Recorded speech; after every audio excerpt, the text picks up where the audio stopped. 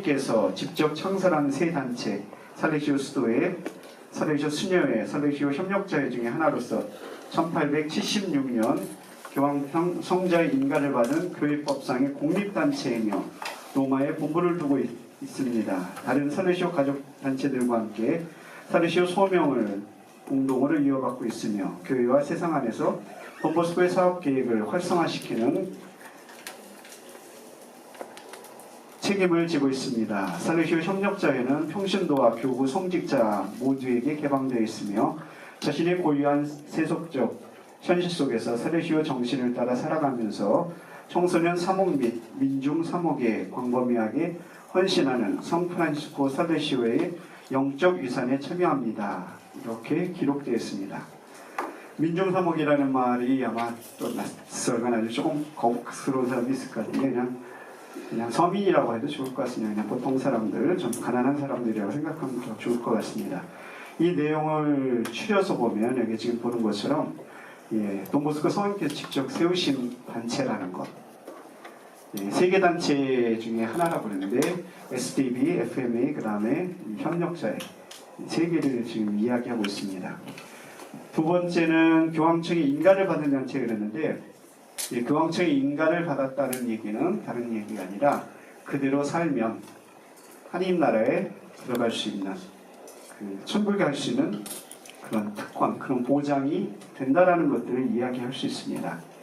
그래서 협력자로서 나름대로 열심히 살아가면 충분히 하느님 나라에 들어가는 것 아무 걱정 안 해도 된다라는 것들 보시면 될 것 같습니다. 세 번째는 살레시오 소명을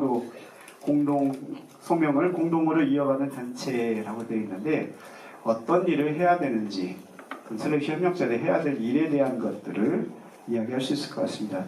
두 가지를 지금 이야기하고 있는데 하나는 돈보스코의 사업 계획을 활성화시키는 단체. 돈보스코의 사업 계획은 다른 것이 아니죠. 바로 청소년들의 영혼 구원을 위한 것. 영혼 구원을 위한 것인데 청소년뿐만 아니라 사실 서민들도 대상이 될 수 있는 다른 데 보면 같이 나옵니다. 그런데 실질적으로 보면 가장 약자, 가장 어려움을 겪고 있는 약자들까지도 하느님 나라에 들어갈 수 있도록 구원해 주는 것이 바로 돈보스코의 사업 계획이라고 볼 수 있습니다. 특별히 그 가난한 청소년이라는 이야기를 계속하는 것들은 그 뒤에 우리가 조금 이따 다시 살펴보시면 왜 협력자회를 세웠는가에 대한 이야기를 보면 조금 더 알 수 있을 것 같습니다. 두 번째는 살레시오 정신을 따라 청소년 사목 및 민중 사목, 서민 사목에 헌신하는 단체에 그랬습니다. 청소년 사목 오늘날 굉장히 중요한 부분 중에 하나죠. 또 서민들에 대한 그런 부분도 굉장히 중요한 부분 중에 하나입니다. 그 부분에 대해서 살레시오 협력자들은 그 일을 어떻게 참석할 것인지, 무엇을 할 것인지 그런 이야기 될 것 같습니다. 그리고 마지막으로 평신도와 교구 성직자들에게 열려져 있다는 것. 성직자나 평직자나 누구든지 다 바로 그 협력자들이 될 수 있다는 것들을 이야기하고 있습니다. 이 내용을 토대로 해서 살레시오 협력자에 대한 정의를 내리면 돈보스코 성인께서 직접 세우시고 교황청의 인가를 받아 살레시오 소명을 공동으로 이어가는 단체에 소속된 평신도와 교구 성직자로 하느님께 서약한 신자들이다라고 얘기할 수 있을 것 같습니다. 서약한 사람들이라고 이야기할 수 있을 것 같습니다. 이 정의 맞습니까? 예, 맞을까요? 우리 초기 양성기에 있는 분들은 아직 잘 모를 것 같고 좀 오랫동안 계셨던 우리 형제분들, 형님들이 아니라 자매님들 아마 잘 알 수 있을 것 같습니다. 아마 그 이야기라고 볼 수 있을 것 같습니다. 그럼 두 번째 돈보스코 성인께서 협력자를 세우신 이유가 뭘까? 그 협력자를 세우신 이유가 바로 돈보스코 성인께서 이제 서품을 받고 나서 처음에 하셨던 것이 굉장히 인기가 많으셨기 때문에 여러 교구나 아니면 다른 데서 데리고 가려고 했습니다. 그런데 본인은 무엇을 해야 될지 막 고민했을 때 카파소 신부님께서 그 신부님께 이제 찾아가서 뭘 하면 좋겠느냐, 어느 교구에서는 내가 몇 배 더 줄 테니까 우리 쪽으로 와라 하는 경우도 있었고, 또 우리 시골 건당으로 보면 내가 2배, 3배 주겠다고 그 와서 보좌를 해달라고 하는 그런 시모님도 있었고, 또 고향에서는 당연히 우리 쪽에 올 거다라고 생각했는데, 사람들의 생각은 아마 그 저기 읽어보신 분들은 도머스크 전기 읽어보시면 잘 알 수 있을 겁니다. 그게 가난한 집의 아들이 사제가 됐으니까 이제 돈을 좀 벌 수 있는 그런 일을 하지 않을까 하고 요청을 했습니다. 근데 도머스크는 정작 그런 생각을 하고 있지 않았죠. 그래서 지금 뭘 해야 될지 이제 고민이 되니까는 카파수 신문이 영적 지도자인 카파수 신문한테 찾아갔더니 일단 사제학교에 들어와라. 사제학교에 들어와서 이제 어느 정도 6개월 정도 이제 일을 하고 나서 그 다음에 무슨 일을 해야 될까 하고 이제 고민했을 때 카파수 신부님이 그 과부가 하고 있는 그 저기에다가 이제 연결을 시켜주죠. 가서 그 집에 가서 그곳에 가서 소녀들을 돌보든지 아니면 그 병원을 운영하고 있는데 자선병원을 운영하는데 거기에서 그 사모가 하면 좋겠다라고 합니다.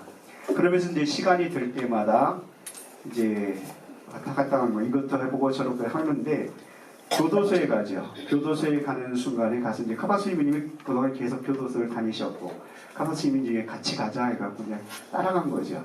갔는데 가서 보니까는 그 젊은이들이 멀쩡하게 당신 생각에 상식적으로 생각해 보면 이들이 열심히 밖에서 일하고 아니면 뛰어놀아야 되는데 그 13살부터 한 18살 먹은 그런 소년들이 계속 벌레들한테 그냥 물론 뜯기고 앉아있고 할 일이 없어갖고 굉장히 뭘 해야 될지 몰라 하는 그 무기력한 모습을 보면서 굉장히 충격을 받습니다. 그들 위해서 뭔가 해야 되겠구나라는 그 생각을 강하게 하기 시작했죠. 그렇게 하시면서 끊임없이 이제 그 일을 추진하기 위해서 이런저런 일을 하죠. 그래서 제일 먼저 했던 일이 그들과 먼저 친해져야 되겠다고 이제 수시로 왔다 갔다 하시죠.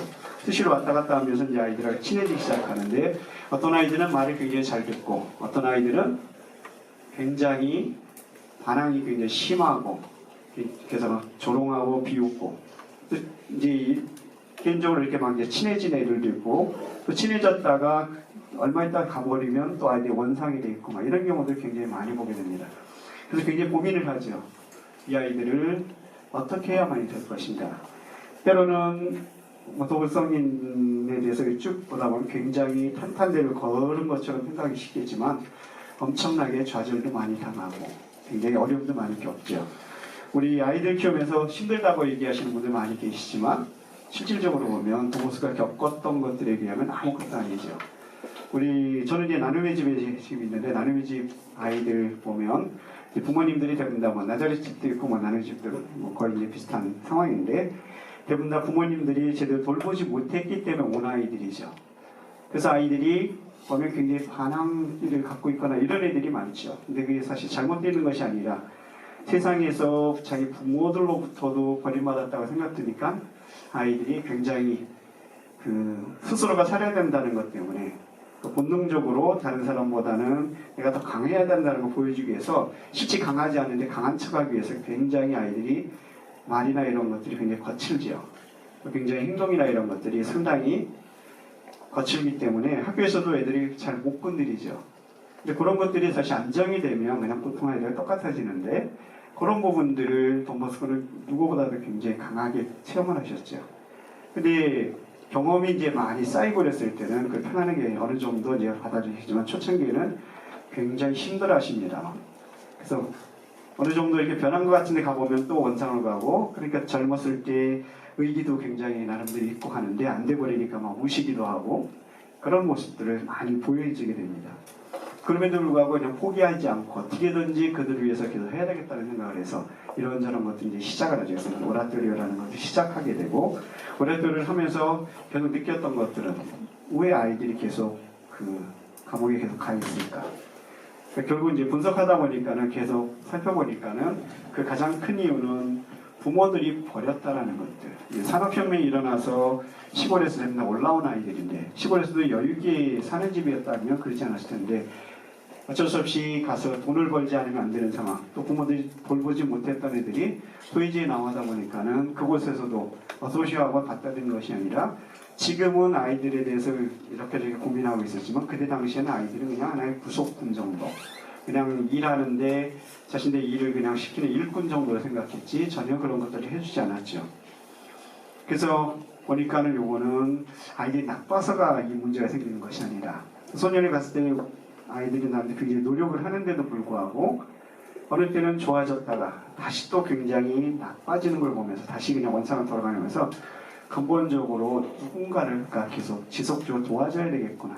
그래서 이제 워라트를 이렇게 시작했던 것이었고, 워라트를 열었을 때 초기에는 그렇게 많지가 않으니까 이제 하나씩 오는 상황이 그러니까 그런 대로 혼자 운영을 했죠. 근데 시간이 갈수록 이제 아이들이 굉장히 많이 오기 시작했죠. 그 시골에서 올라온 아이들이 아무도 챙기지 않는 상황, 누구도 그냥 돌보지 않는데 그래도 와서 인간 대접해주고 굉장히 잘했다고 그러고 끊임없이 챙겨주고 하니까 올 수밖에 없죠. 그러니까 주일날 이제 계속 엄청나게 몰려오기 시작했고, 근데 올려오는 거 보면서 이들에게 단순히 그냥 먹여주고 입혀주는 것뿐만 아니라 교육을 시켜서 이거로부터 벗어나게 해줘야 되겠구나라는 생각을 이제 하시게 됐죠. 그래서 이제 필요한 사람들, 이제 그렇게 일을 하다 보니까 이제 사람들이 모여들기 시작했고, 그 같이 모여들었던 사람들이 협력자의 시초라고 볼 수 있는 거죠. 근데 이렇게 일을 하시다 보니까는 당신이 하셨던 그 극단적일 만큼 그 어려운 일을 평신도들이 계속 그냥 보통 사람들이 계속 하기가 어렵죠. 어떤 사람은 계속 해주지만 어떤 사람은 다른 사정이 있어서 자꾸 떠나니까 어쩔 수 없이 저기를 하기 시작한 거죠. 이제 그러면 이거를 어떻게든지 묶어놔야 되겠구나. 그래서 당신이 데리고 있었던 아이들, 그 아이들 중에 같이 일할 일꾼을 찾아내야 되겠구나 해서 그렇게 이제 수도회가 시작된 거고, SDB가 이제 그렇게 시작된 거였고, 그럼에도 불구하고 계속 함께 해주셨던 그분들, 계속 교사로서 동역자를 협력 이렇게 해주셨던 그분들을 이제 그냥 두면 그것도 안 되겠구나, 나름대로 뭔가 좀 소명감도 더 갖고 더 이 정신을 가야 되겠구나 해서 만들어진 것이 그게 바로 이제 협력자죠. 실질적으로 시작한 것은 제일 먼저 당신이 일하실 때부터 동반자로 시작하셨던 분인데 이제 그게 법적으로만 SDB가 좀 먼저 시작한 거고, 나중에 그냥 그 하셨던 것을 갖다가 후에 그냥 이렇게 법적으로 만든 것이라고 볼 수 있죠. 그래서 거기에 보면 지금 살레시아 수도의 역사에 갖고 제일 먼저 54년도 1854년 1월 26일에 돈보스크는 그의 조력자들을 살레시안이라고 부르기 시작했다라고 얘기하고 있습니다. 그 살레시안이라고 불렀던 이 사람들이 사실은 지금 이 자리에 계신 우리 협력자의 그 모태들이라고 보면 되겠죠. 그다음에 1855년 5월 25일에 돈보스크는 신학생 누아로부터 개인 서약을 함으로써 초기 살레시아의 첫 발자국을 찍음이다라고 얘기를 했는데, 그러니까 동시에 두 일을 같이 하셨던 거죠. 그 일을 해야 되는데 함께 하지 않으면 안 되는 상황이고 그러다 보니까는 이제 온갖 고민을 다 하셨죠. 어떻게 해야 될 것인가. 개인적으로 혼자 해갖고는 안 되는 상황이고, 그러다 보니까는 일반적인 그런 협조자들 갖다가 어떻게 할 것인가. 그 협조해줬던 사람들은 이제 살레시안이라고 부르면서, 살레시안이라고 불렀던 것은 일을 계속 해보시니까 무엇보다도 그 젊은이들의 마음을 잡아줄 수 있는 것이 프란치스코 살레시아 성인처럼 온유한 정신과 친절과 온유에 의해서 그들을 갖다 잡을 수 있다는 것, 그들의 마음을 잡고 그들의 영혼을 구할 수 있다는 것들을 경험을 통해서 계속 아셨기 때문에 살레시안이라는 이야기를 계속 하기 시작한 거였죠. 1859년도 12월 9일 날 돈보스크 살레시아 수도회를 창립하겠다는 결정은 이제 계속 그 과정에서 이제 이런저런 것들이 계속 올 수밖에 없었고, 그러다 보니까는 그런 수도회처럼 본래 지금 기존에 있던 그런 수도회를 세우고 싶은 마음은 없었죠. 그때 당시에 수도회들이 이제 계속 교회를 공격하고 이제 사회에 그 르네상스가 일어난 이후부터 이제 자유주의가 들어오고 해서 교회에 대한 공격들이 굉장히 들어왔고, 한편으로 보면 교회 성직자들이나 수도자들이 제 역할을 못하고 있었다라는 생각들이 있었죠. 사실 제 역할을 못하고 있었기 때문에 그 기존의 그런 수도회를 세우면 안 되겠다는 생각을 하셨었고, 그럼에도 불구하고 뭔가 수도회를 창립하는데 이제 다른 것들을 하고 싶으셨던 것들이죠. 1860년 6월 12일 26명의 살레시안들이 수도회 규칙서에 서명하고 첫 평신도 살레시오 회원을 받아들였다는데, 이제 그냥 평신도 중에 나도 수도자를 살아가겠다는 그 요셉 로시라는 분을 받아들여서 그분을 이제 수사로 시작했던 거였죠. 1862년도에 22명의 저 설레시안들이 돈보스코에게 서원했다는데 자신이 데리고 있었던 그 아이들, 함께 있었던 그 아이들에게 내가 이런 걸 할 테니까 하고 했을 때 그들이 그냥 다른 것들은 다 집어치고 돈보스코하고만 산다고 그러면 하겠습니다 하고 나섰던 사람들이라고 볼 수 있죠. 오늘 1864년 7월 달에 설레시오 회가 교황청원 편지에 인가를 받기 시작했고 1872년 8월 5일 설레시오 수녀회라고 불리는 복음신 마리아의 딸 수도회를 모르네즈에서 창립하셨죠. 그 페스탈로치 신부님이라고 이미 그 모르네즈에서 수녀님 그 아가씨들을 이제 이렇게 본당의 아가씨들을 신신단체로 운영하고 있었던 것.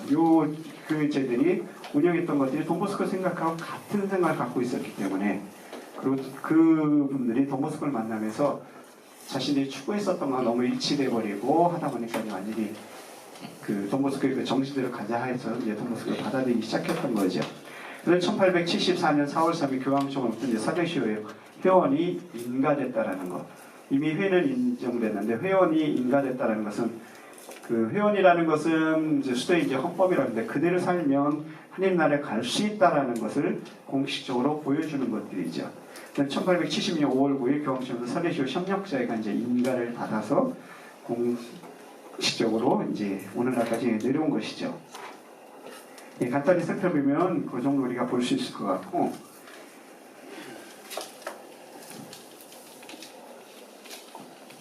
그래서 돈보스코는 협력자의 전신이라고 할 조력자들을 1854년 살레시안이라고 명명한 뒤에 법적으로 협력자가 그러니까 교황청으로부터 인가를 받은 해에는 SDB보다 12년 늦었지만 바로 1870년이에요. 그러나 조금 아까 말씀드렸던 것처럼 제일 먼저 시작한 돈보스코의 선발이 되어 주었던 그런 분들이 바로 협력자들이죠. 그러면 우리 교회의 정의를 한번 교회에 대한 것들을 우리 보기 위해서 교회